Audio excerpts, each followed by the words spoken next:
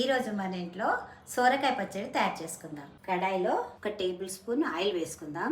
ఈ ఆయిల్లోకి పల్లీలు వేసుకొని శనగపప్పు మినపప్పు వేసి గోల్డెన్ కలర్ వచ్చేంతకు వేయించుకొని ఒక ప్లేట్లోకి తీసుకుందాం.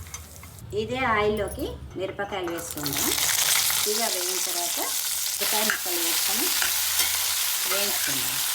కొద్దిగా సాల్ట్ వేసుకుందాం, పసుపు వేసుకుందాం. ఒక 5 నిమిషాల పాటు నూనెలో ఉడకనిద్దాం. ఒక 5 నిమిషాలు ఉడికినవి చల్లారిన తర్వాత మిక్సీకి పట్టుకుందాం.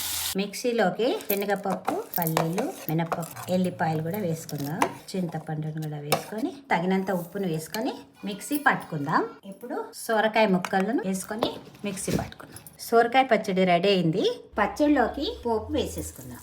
కొద్దిగా కొత్తిమీర చల్లుకుందాం. పచ్చడి రెడీ అయింది. ట్రై చేసి చూడండి, షేర్ చేయండి, కామెంట్ చేయండి.